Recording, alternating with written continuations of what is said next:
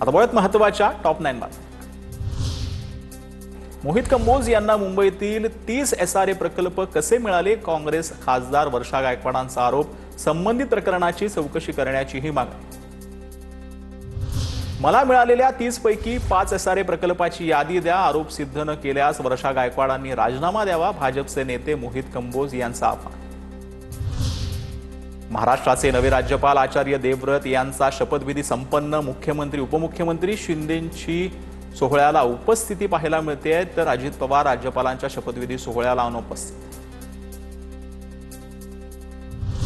वाहतूक कोंडी टाळण्यासाठी एल्फिस्टनमध्ये अधिक पोलीस बंदोबस्त तैनात करा। आदित्य ठाकरेंचं पोलीस आयुक्त देवेन भारती यांना पत्र। एल्फिस्टन पूल बंद केल्यामुळे परिसरात ट्रॅफिकची समस्या। भारतीय रेल्वेच्या ऑनलाईन तिकीट बुकिंगच्या नियमामध्ये मोठे बदल करण्यात आले आहेत। 1 ऑक्टोबरपासून रेल्वे तिकीट बुकिंगसाठी नवे नियम लागू होणार आहेत। आधार व्हेरिफाईड युजर्सना फक्त ऑनलाईन तिकीट बुकिंगसाठी प्राधान्य मिळणार आहे। सांगलीच्या कवठे महाकाळ येथे घटना घडलेली आहे। स्पेशल 26 सारखी ही घटना घडलेली आहे। आयकर विभागाचे अधिकारी असल्याचं सांगत प्रसिद्ध डॉक्टर जगन्नाथ मेहत्रे यांच्या घरी दरोडा टाकण्यात आलाय। 2 कोटी रुपयांचे दागिने आणि रोख रक्कम लंपास करण्यात आली। कोकण रेल्वेनं प्रवास करणाऱ्या प्रवाशांना एका क्लिकवर रेल्वे गाड्यांची सध्याची स्थिती समजणार आहे।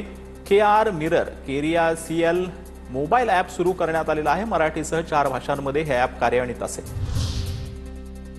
मत्स्य आणि पशुसंवर्धन विभागाला आता कृषीचा दर्जा देण्याचा केंद्राचा विचार आहे। महाराष्ट्राचा कित्ता आता केंद्र सरकार गिरवणार आहे। मत्स्य व्यवसाय मंत्री नितेश राणेंच्या मागणीनुसार मुख्यमंत्र्यांनी ही घोषणा केली आहे। देशभरात हा निर्णय लागू करण्याच्या हालचालींना आता वेग आला।